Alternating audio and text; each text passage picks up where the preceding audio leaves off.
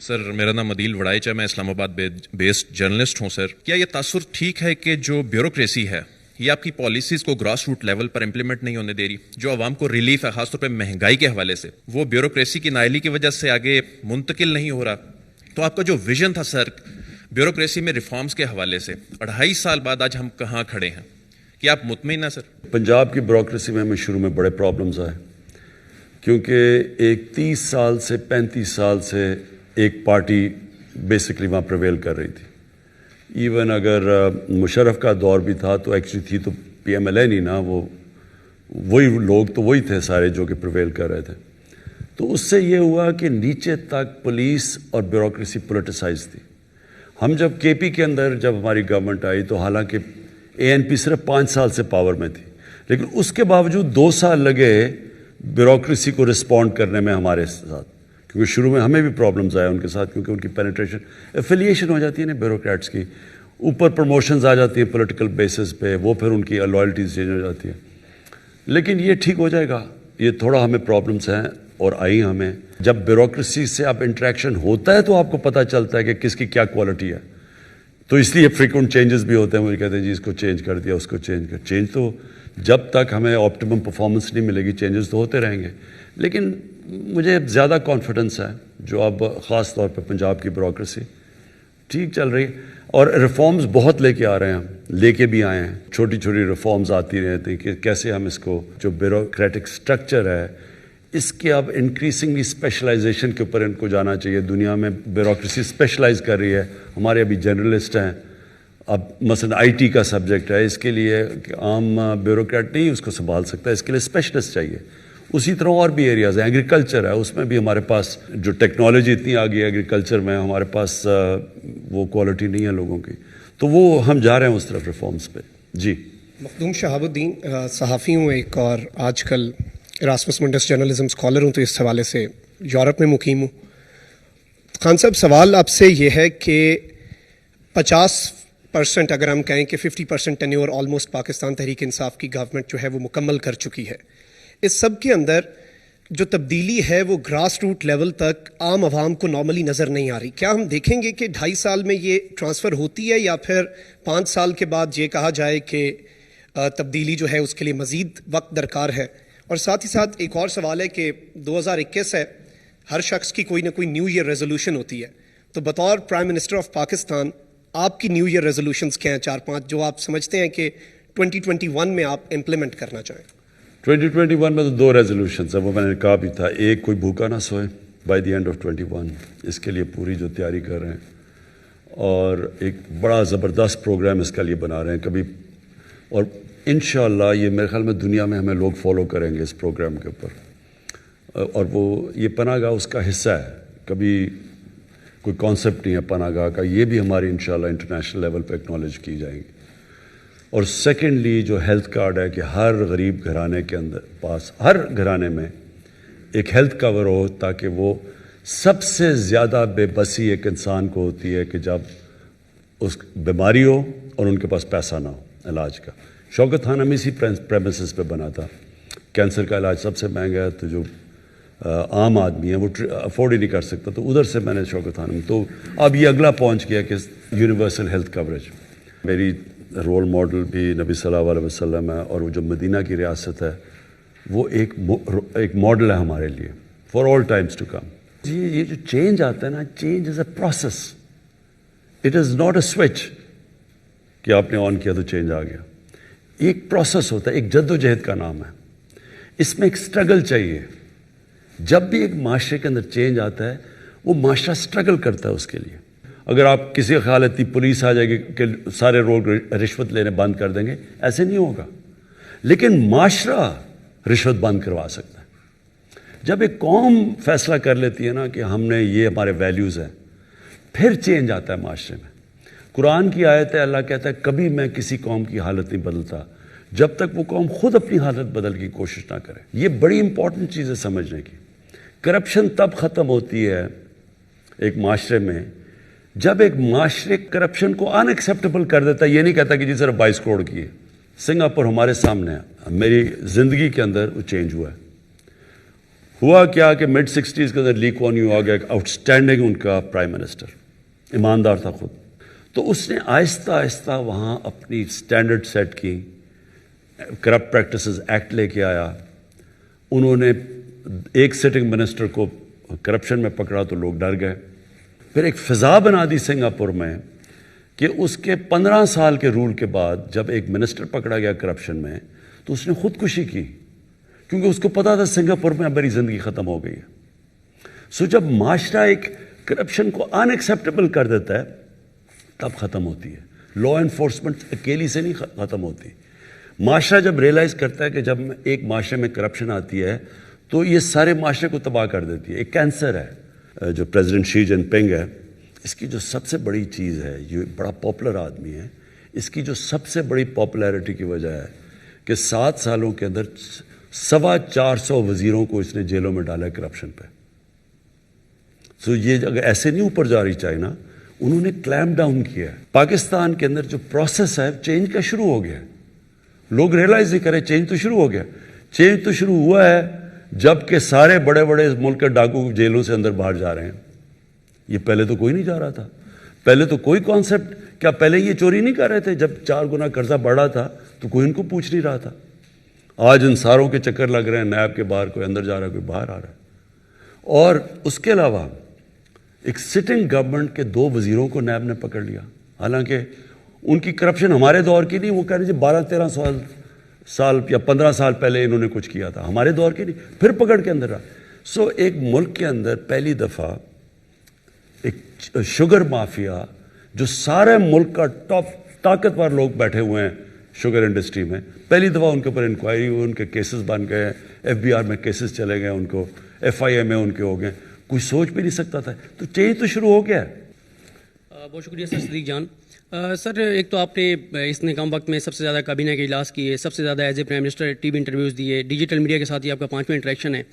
اور اگر ہم آپ کے وہ انیشیٹو جو صرف آپ نے اناؤنس نہیں کیے بلکہ جو شروع ہو چکے ہیں, کوئی بھی اس کو دیکھنا چاہے تو دیکھ سکتا ہے. یہ بہت سارے ہیں. ٹیکسٹائل میں, کنسٹرکشن میں انقلاب آیا. لوگ کہہ رہے ہیں کہ 70 سال میں کنسٹرکشن کے حوالے سے وہ اقدامات نہیں ہوئے جو آپ نے کیے. ماحولیاتی دہشت گردی کے خلاف امین اسلم, اور 60 سال کے بعد 2 بڑی ڈیمز بن رہی ہیں. جی سر, 60 سال پہلے 2 بنی تھی, اب بن رہی ہیں. جی سر. سر وہ اصل میں نے یہاں تو کیونکہ وزیر اعظم بھی ایسے ہیں جو پرچی پہ لکھ کے لاتے تھے, تو میں نے کہا میں بھی لکھ لوں. میں نے وہ ساری چیزیں لکھی ہوئی ہیں جو آپ کے انیشیٹو ہیں. آپ اس وزیر اعظم سے بہت زیادہ ذہین ہیں. سر بہت شکریہ. سر آپ یہ 10 ارب درخت, شہد, زیتون, سٹیزن پورٹل, ہیلتھ کارڈ ابھی DG خان ڈویژن اور سہیوال ڈویژن میں اظہر مشوانی نے ٹویٹ کیا ہوا تھا کہ اسی ماہ سب کو مل جائیں گے. بہت سارے انیشیٹو ہیں. احساس پروگرام کے 64 پروگرام, کامیاب جوان پروگرام, بہت ساری چیزیں ایسی ہیں جو ابھی تک ہوئی نہیں ہیں, یا ہوئی ہیں تو لوگوں کو پتہ نہیں ہے, یا شروع ہونے والی ہیں. میرا سوال سر یہ ہے کہ اس 2.5 سال میں ایک پرسیپشن جو بن گئی 7 سے 11 بجے تک ٹاک شوز دیکھنے کے بعد, وہ یہ بن گئی ہے کہ یہ ایک ناکام ترین حکومت ہے, کچھ بھی نہیں ہو رہا. اور اس میں آپ کے جو منسٹرز ہیں, دیکھیں وزیر اطلاعات ہے شبلی فراز صاحب, PDM ایک بات کرتی ہے تو صرف شبلی فراز صاحب کا بنتا ہے کہ یہ اس کو ریئیکٹ کریں, اس کا جواب دیں. آپ کے 11 لوگ جو ہیں وہ اپنے ان کے میڈیا سیل ہیں, وہ ٹویٹ کرتے ہیں, پھر چینلز کو کہتے ہیں خبریں چلائیں. آپ کا ایک منسٹر جب اپنی کارکردگی پہ آ کے بات کرنے لگتا ہے 15 منٹ وہ اپنی وزارت کو بتاتا ہے, پہلا سوال ہوتا ہے PDM کے اوپر, وہ جب PDM کا جواب دیتا ہے خبر PDM والی چلتی ہے, اس کی وزارت کے اوپر نہیں چلتی. PDM, فوج, اسٹیبلشمنٹ, آپ سوشل میڈیا پہ 5 کروڑ لوگ استعمال کرتے ہیں, لیکن 15 کروڑ لوگ آج بھی ٹی وی کو سن کے اور پرسیپشن لیتے ہیں. تو یہ سر یہ جو پرسیپشن ہے اس کو آپ کیسے چینج کریں گے؟ لوگوں کو بتائیں گے کہ بھئی یہ 12, 14, 15 چیزیں پاکستان کی تاریخ میں پہلی مرتبہ ہو رہی ہیں. تو یہ کیا آپ کا پلان ہے, اور کس طرح سے آپ اپنے منسٹرز کو یہ کہیں گے کہ وہ اپنی وزارتی صرف کارکردگی پہ بات کریں, سیاست پہ سب بات نہ کریں؟ وہ شبلی فراز صاحب ہیں, وہ بات کریں. پہلے تو یہ سمجھے پاکستان میں ہوا کیا ہے. پاکستان میں 35 سال سے 2 پارٹیز, اور مشرف کے دور میں بھی یہی تھے, کیونکہ فضل الرحمان ادھر بھی تھا, مشرف کے دور بھی تھا. یہی زیادہ تر جو PMLN ہے یہ مشرف کے دور میں بھی کیوں بن گئی تھی, اور ان میں سے پھر واپس ادھر چلے گئے. تو وہی لوگ بیٹھے ہوئے ہیں. یہ یاد رکھیں کہ ایک سٹیٹس کو کی بہت پاور ہوتی ہے, کنیکشنز بنے ہوتے ہیں, میڈیا میں ہوتے ہیں, ان کی نیچے تک بیوروکریسی میں, پولیس میں. تو جو سٹیٹس کو ڈسلوج کرنا ہے دنیا میں, صرف اگر صحیح طرح ڈسلوج ہوتا ہے تو وہ خونی انقلاب ہوتا ہے. جب امیدز کو عباسی انہیں ختم کیا تو انہوں نے صرف ایک آدمی بچنے دیا امید کا, صرف ایک رائل فیملی سے بچا تھا, باقی سب قتل کر دیے. اور اسی طرح ہی جب عباسی ختم ہوئے تو اوپر سے لے کے نیچے سارے ختم کر دیے. تو انقلاب ایسے آتا ہے. جب رشین ریولوشن ہوئی تو انہوں نے زار کی ساری فیملی ختم کر دی. سو وہ جب آپ نیا انقلاب کا مطلب ہوتا ہے اسٹیٹس کو چینج کرنا, اس کو ریپلیس کرتا ہے کوئی. یہاں تو عموماً اب جب خمینی کا انقلاب آیا ساری رائل فیملی ختم ایران سے. ہم نے ایک خونی انقلاب تو آیا نہیں, ہم نے تو بیلٹ کے ذریعے چینج لے کے آئے. اب چینج تو آ گئی, ہماری گورنمنٹ آ گئی, لیکن سارے کنیکشنز ان کے پرانوں کے بھی 30 سال کے بنے ہوئے ہیں, میڈیا میں بھی ہیں. اور میڈیا میں انفارچونیٹلی کیونکہ یہ دو پاور میں رہے تھے, انہوں نے میڈیا کے زیادہ تر لوگوں کو کنونس کر دیا ہے کہ کرپشن کوئی بڑی چیز ہی نہیں ہے, ساری دنیا میں ہوتی ہے. حمزہ شریف کئی بچوں کو تقریر کر رہا تھا, کہتا بچوں کرپشن ہوتی ہے, ساری دنیا میں ہوتی ہے. یعنی ایکسیپٹیبل کر دیتے ہیں کرائم کو, اس لیے وہ ہمارا میڈیا بھی اس کو برا نہیں سمجھتا. سو یہ جب ایک پوری طرح سٹیٹس کو جب آپ اوپر سے تو ان کو ڈسلوج کر دیا, وہ تو بھاگ گیا باہر, لیکن اندر تک ان کے لوگ بیٹھے ہوتے ہیں, کنیکشنز ہیں. اب میں آپ کو مثال دیتا ہوں. مہاتر محمد, اگر کوئی بھی مسلمان دنیا کا اسٹیٹسمن میں کہوں گا نا, وہ مہاتر محمد تھا. ملیشیا کو چینج کر دیا اس نے. $500 یا $600 پر کیپٹا تھی جب وہ آیا, $9,000 پر چھوڑ کے گیا. مہاتر محمد گیا وہاں, ایک نواز شریف آ گیا نجیب کے نام پہ, اس نے جا کے کرپشن شروع کر دی, پیسے بنانے, منی لانڈرنگ. اینڈ میں وہی ملیشیا جو اوپر چھوڑ کے گیا تھا وہ مقروض ہو گیا, قرضوں میں گر گیا. اور مہاتر محمد کو سارے وہاں ون پارٹی سسٹم تھا, وہی ایک ہی پارٹی بیٹھی ہوئی تھی. ایک دوسری پارٹی بنائی اور انہوں نے مہاتر کو ہیڈ کروایا اور انہوں نے اس کو شکست دے دی. جو مہاتر, جس پارٹی کا مہاتر خود تھا اور چھوڑ کے گیا تھا, اس سے دوسری پارٹی ایک مہاتر نے بنائی اور اپنی پارٹی جس کا وہ کرپٹ آدمی تھا اس کو شکست دے دی. 2.5 سال میں انہوں نے واپس اس کو گرا دیا. مہاتر جیسے آدمی کو سٹیٹس کو نے اس کو شکست دے دی, وہ نہیں چل سکا وہاں. یعنی اس سٹیچر کا آدمی بھی, کیونکہ وہ سارے اسی پرانی پارٹی کے نیچے تک سارے کنیکشنز بنے ہوئے تھے, یہ نئے لوگ وہ نہیں کوپ کر سکے, واپس آ گئے وہی. اور ساری جو عرب سپرنگ ہوئی تھی, جو ساری عربوں کے اندر 10 سال پہلے ایک ایک ملک کے اندر لوگ نکلے تھے باہر سوشل میڈیا کی وجہ سے, وہ ساری ریورس ہو گئی. ساری جگہ وہ لوگ واپس آ گئے. وہ مصر میں ہوئی, وہ پھر وہی سیٹ اپ واپس آ گیا.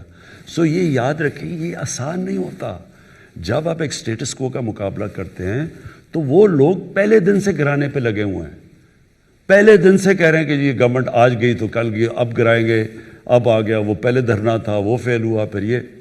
سو کیونکہ ان کے انٹرسٹ یہ, ان کو پتہ ہے کہ اگر ہم کامیاب ہو گئے, ان کی ہمیں دکانیں نہیں بند سیاسی.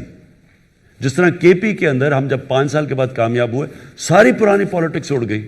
تو یہ اب وہی ڈرے ہوئے ہیں کہ ہم 5 سال لاسٹ کر گئے, یہ ہمیشہ کے لیے گئے. اس لیے یہ پورا زور لگا رہے ہیں اس کو گرانے کے لیے. اس لیے یہ پورا میڈیا کے اوپر آنسلاٹ آتا ہے ہر روز. ایک چیز ہو جاتی ہے وہ سارا میڈیا شور مچا دیتا ہے. او عمران خان نے کہہ دیا کہ جی ہماری تیاری نہیں تھی, ہم یہ نہیں تھے وہ نہیں. حالانکہ کام میں نے کچھ اور تھا, تیاری نہیں تھی. سارا میڈیا اسی کا, یہ پلان کر کے ہو رہا ہے سب کچھ. پاورفل سٹیٹس کو ہے, لیکن انشاءاللہ یہ ہار جائیں گے. جی السلام علیکم خان صاحب. عدیل حبیب فرام سیاست.pk. First of all social media کے حوالے سے میری ایک آبزرویشن ہے. اگر آپ ثانیہ نشتر کی ٹویٹر کی فیڈ چیک کریں تو ادھر وہ بہت ہی اچھے طریقے سے اس کو ہینڈل کر رہی ہیں, یعنی کہ اپنی پروگرس بتاتی ہیں, کیا انیشیٹوز لیے ہوئے ہیں. لیکن اگر آپ دوسرے منسٹرز کے ٹویٹر کے اوپر جائیں تو وہاں پہ زیادہ تر پولیٹیکل پوائنٹ اسکورنگ ہو رہی ہوتی ہے. تو انہیں بھی اس طریقے سے اس کو لے کے چلنا چاہیے تاکہ ہمارے پاس انسٹنٹلی انفارمیشن پہنچے. اس کا یہ ہے کہ ثانیہ ایک PhD ہے, ایک اس کی پڑھی لکھی عورت ہے, اور اپنے سبجیکٹ کو صرف پاکستان نہیں, ایک انٹرنیشنلی اس کا بڑا, اس میں بہت بڑا تجربہ ہے اس کا سوشل ورک کے اندر. ٹیکنوکریٹ کر سکتے ہیں چیزیں. انفارچونیٹلی جو پولیٹیکل لوگ ہیں وہ زیادہ تر پولیٹیکل ڈسکورس میں پڑے رہتے ہیں. آپ بات ٹھیک کہہ رہے ہیں ویسے, لیکن ان کو یہ کرنا چاہیے کیونکہ ان کو اپنی منسٹری سے کسی کو رکھ لینا چاہیے جو فیڈ کرے اس کو. جی السلام علیکم سر, دس از می دعا مرزا فرام ڈیلی پاکستان. میرے 2 سوال ہیں. احساس پروگرام آپ کی گورنمنٹ نے شروع کیا تھا, اور اس کے تحت نوجوانوں کو بلا سود قرضے ملنے تھے اور ایک نوجوان فائنینشلی امپاورڈ ہونا تھا. لیکن اس کا ایک بڑا چنک جو ہے, ہم نے دیکھا کووڈ آیا تو آپ نے 12,000 روپے فیملیز کو دینا شروع کیے, ایک بڑا چنک 203 بلین کے قریب وہ اس میں صرف ہو گیا. تو مزید احساس پروگرام کو کیسے لے کے چلیں گے؟ کورونا کی وجہ سے ایمرجنسی ہمیں کیش ڈسٹریبیوٹ کرنا پڑا, اور وہ obvious تھا کیونکہ لوگ بیچارے جو دہاڑی دار وغیرہ سارا, یہاں تو بہت بھوک تھی, اور وہ بہت زبردست پروگرام تھا. قرضوں کا بھی ہے اور پھر ان کائنڈ بھی وہ دیہاتوں کے اندر وہ جو غریب عورتوں کو مرغیاں, گائے, بھینسیں, بکریاں دے رہی ہیں. جی دوسرا, پولیس ریفارمز پہ آپ اکثر بات کرتے ہیں, لیکن ہم نے دیکھا کہ پولیس گردی کے واقعات دن بدن بڑھتے ہی جا رہے ہیں. حال ہی میں اسامہ ستی کیس ہوا, کل لاہور میں 2 واقعات پیش آئے. تو یہ کیا ہونے جا رہا ہے؟ پولیس گردی کے واقعات ہیں پر پولیس افسران باغی نظر آتے ہیں. دیکھیں, سب سے پہلے تو یہ آپ کو ریئلائز کرنا چاہیے کہ یہ جو ایک پرانے سسٹم کو ٹھیک کرنا دیر لگتی ہے.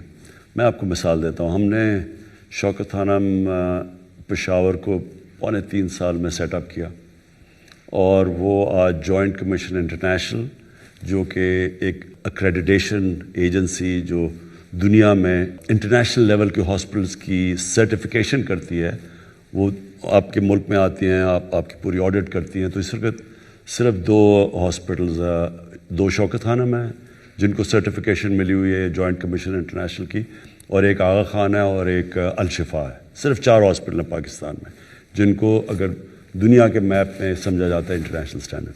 تو وہ جو انٹرنیشنل سٹینڈرڈ کا دوسرا کینسر ہاسپٹل, وہ صرف 3.25 سال میں ہم نے بنایا ہے, اور آج اس کو مل چکی ہے. وہ اس کے as opposed lady reading hospital ہے, ہم اس کے اوپر 7 سال سے کوشش کر رہے ہیں. ابھی تک ہم اس کو اس لیول پہ نہیں لا سکتے, کیونکہ جو پرانے ہاسپٹل کو ٹھیک کرنا اور اس کے سسٹمز کو ٹھیک کرنا وہ بہت مشکل ہے. نیا آج آپ نئی پولیس فورس سیٹ اپ کر سکتے ہیں, کوالٹی کی بن جائے گی آپ کی. موٹر وے پولیس بعد میں بنی تھی, موٹر وے کی سٹینڈرڈ اور ہے. باقی پاکستان کی پولیس جو پرانی چلی آ رہی ہے اس کے لیے مشکل ہے زیادہ. سو یہ یاد رکھنا کہ جب آپ ایک سسٹم کو ٹھیک کرنے کی کوشش کر رہے ہوتے ہیں اس میں ٹائم لگتا ہے. 1993 میں ایک لاہور ہائی کورٹ نے رپورٹ منگوائی تھی, ایگزیکٹلی جو آپ نے میرے سے بات پوچھی ہے کہ پولیس میں کیوں یہ ایشوز ہیں. لاہور ہائی کورٹ نے پوچھا کہ پنجاب پولیس میں کیوں ایشوز ہیں. تو اس وقت کے جو آئی جی تھے عباس خان, انہوں نے 92 یا 93 میں ایک رپورٹ دی لاہور ہائی کورٹ میں. اس میں انہوں نے کہا کہ 25,000, یہ شریف تھے تب دونوں, یہ ٹوٹ بٹوٹ جو دونوں تھے, 25,000 انہوں نے پولیس والے بھرتی کیے پنجاب پولیس میں. 25,000 آؤٹ آف میرٹ. ان میں سے زیادہ تر پیسے دے کے وہ پولیس والے بنے, اور پھر اس کی جو ڈیمنگ چیز تھی کہ ان میں نون ہارڈنڈ کرمنلز کو انہوں نے پولیس میں بھرتی کر لیا. یہ 92-93 کی بات ہے. سو جب یہ ہوا ہے پولیس کے اندر, تو یہ نہ ایکسپیکٹ کریں کہ ایک دم ٹھیک ہوگا. نیا ہمارا ایک سی سی پی او ہے, لیٹس سی واٹ ہیپنز. جی پرائم منسٹر, میرا نام عیسیٰ نقوی ہے, اسلام آباد بیسڈ جرنلسٹ ہوں. آپ نے آغاز میں بات کی کہ ممالک نے چوائسز, ان کو آپٹ کرنا ہوتا ہے, فیصلے لینے ہوتے ہیں. گزشتہ 2.5 سال میں آپ کی حکومت نے بہت سارے فیصلے لیے, چوائسز ریجنل افیئرس کے حوالے سے.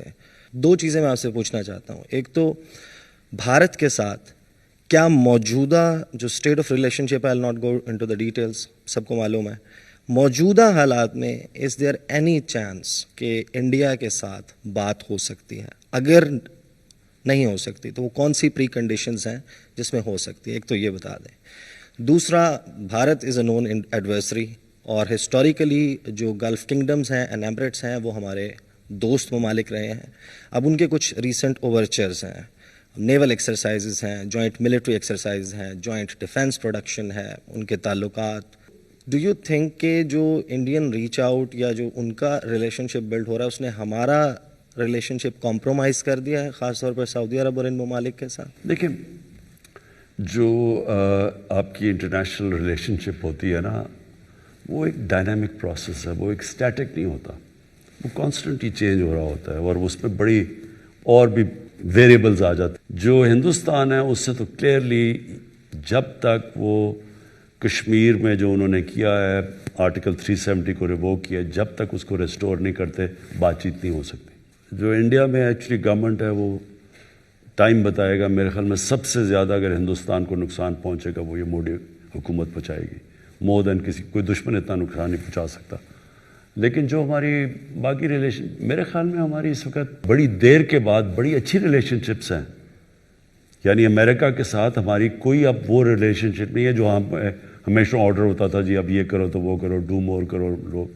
ہماری ایک بہت رسپیکٹیبل ریلیشن شپ ہے ان سے بڑی مشکلوں کے بعد. اور ہماری افغانستان کے ساتھ بڑی اچھی ریلیشن شپ ہے. جو گورنمنٹ ہے سارا وقت افغانستان پہلے تو ہمیں بلیم کرتی تھی، آج ہماری ان سے بڑی اچھی انڈرسٹینڈنگ ہو گئی. اور طالبان سے بھی ہم بات یعنی ہم نے یہ ٹاکس کروائی ہیں. ایران سے ہماری بڑی اچھی ریلیشن شپ ہے اس وقت. لیکن سعودی عربیہ سے بھی ہماری کسی سے ایڈورسل ریلیشن شپ نہیں ہے. سب سے ہے کہ تھوڑی کوئی ٹیمپریچر اوپر چلا جائے گا نیچے آ جائے گا، وہ ہوتا رہتا ہے انٹرنیشنل ریلیشن. لیکن کوئی دشمنی کسی سے نہیں ہے ہماری سوائے اس وقت ہندوستان سے، جو کہ پوری کوشش کر رہا ہے پاکستان کو ڈی اسٹیبلائز کرنے. کوئی question, I T I project start ہو رہا ہے استنبول، تہران، اسلام آباد ٹرین لائن.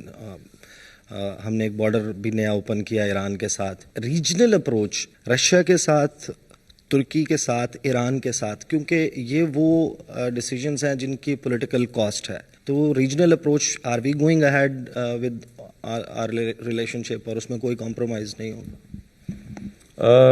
ہماری ٹرکی سے تو خیر بہت اچھی ریلیشن شپ ہے. اور ایران سے پہلے ہماری اوبیسلی ہماری جو لاپ سائڈ ریلیشن شپ تھی، اس لیے ایران سے بڑی ایک شروع میں اتنی ایسی ریلیشن شپ نہیں تھی جو آج ہے. آج ہماری بڑی اچھی انڈرسٹینڈنگ ہے. پرابلم یہ ہے کہ ایران کے اوپر سینکشنز لگی ہوئی ہیں. اگر ہم ان سے وہ لیول کی ٹریڈ کرتے ہیں ہمارے پہ سینکشنز لگ جاتی ہیں. وہ پاکستان افورڈ نہیں کر سکتا اس وقت. دیکھیں فارن پالیسی میں ایک چیز یاد رکھیں، جو پرائرٹی ہونی چاہیے وہ اپنا ملک اپنے پیر پہ کھڑا ہو. جب تک آپ اپنے پیر پہ کھڑے نہیں ہوتے آپ کی فارن پالیسی کبھی بھی اس طرح کی انڈیپینڈنٹ اور پاورفل نہیں ہو سکتی جو ایک آزاد ملک کی ہوتی ہے جو فائنینشلی اپنے پیر پہ کھڑا ہو.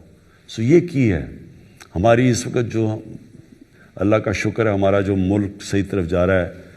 ایکسپورٹ اورینٹیڈ گروتھ ریٹ جب تک پاکستان میں نہیں ہوتی، جو کبھی بھی نہیں ہوا. ہم جب آئے تھے امپورٹس 60 بلین کی تھی اور ایکسپورٹس گر کے 20 بلین پہ پہنچ گئی تھی.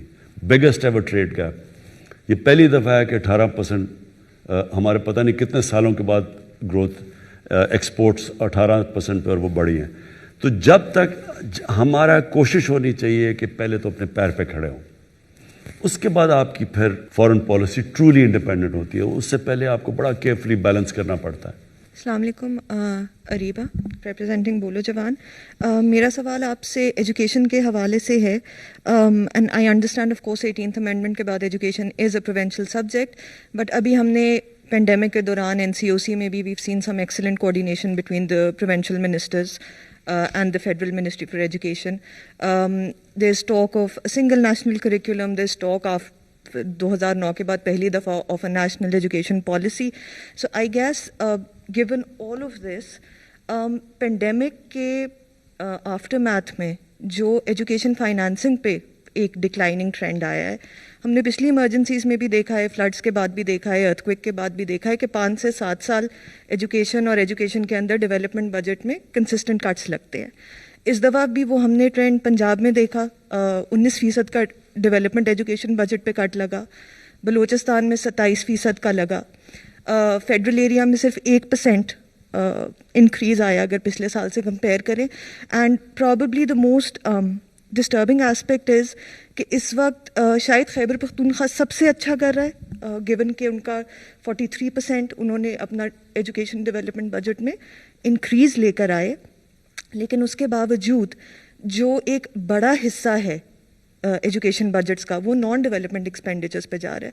سو K P with its phenomenal performance in the past 2 years is still servicing almost 81% of its education budget non development expenditures کے لیے.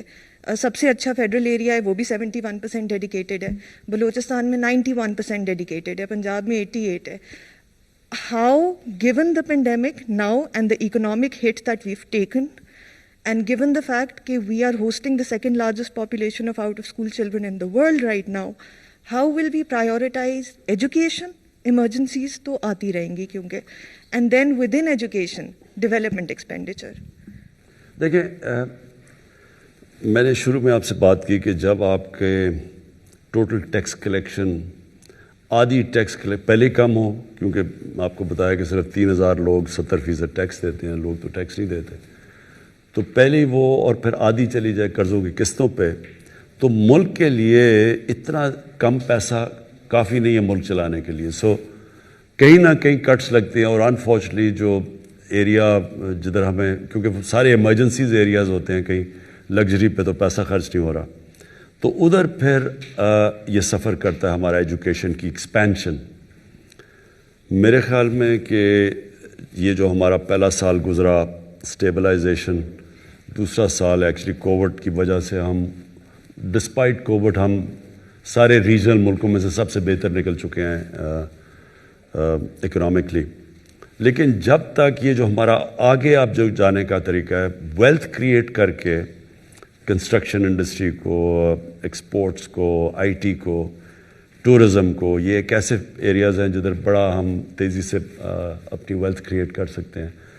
اس کا پھر میجر چنک ایجوکیشن کے اوپر لگائیں، کیونکہ ابھی تک ہمارے پاس اتنا پیسہ نہیں ہے جتنا ہمیں ایجوکیشن پہ لگانا چاہیے، ہمارے پاس ہے ہی نہیں. میں آپ کو پھر مثال دے رہا ہوں کہ امریکہ میں $2.8 ٹریلین انہوں نے یعنی 28,000 ارب روپیہ انہوں نے اسٹیمولس دیا ہے، ہم نے 8 ارب دیا ہے. یعنی یہ اتنی بڑی ڈسکریپنسی اب جب آپ دیکھتے ہیں تو وہ کہیں نہ کہیں ملک تو سفر کرتا ہے، تو ہمارا بڑا زیادہ شیئر جائے گا ایجوکیشن کی طرف. اس وقت یہ بھی بہت بڑا ہینڈی کیپ ہمیں کہ جو کئی ایسے سبجیکٹس تھے جو سینٹرلائز ہونے، جو فیڈرل گورنمنٹ کے نیچے ہونے چاہیے تھے. 18 امینڈمنٹ کے بعد فریگمنٹ ہو گیا سسٹم ہمارا، تو ہم اتنا نہیں کہہ سکتے ہر صوبے کو کہ آپ یہ کریں، کیونکہ وہ صوبہ پھر کہتا ہے جی میری تو یہ پرائرٹی ہے، میں ادھر. اس سے تھوڑا ہمیں ایشو ہے. But I agree with you کہ کوئی ملک ترقی نہیں کر سکتا ایجوکیشن کے بغیر.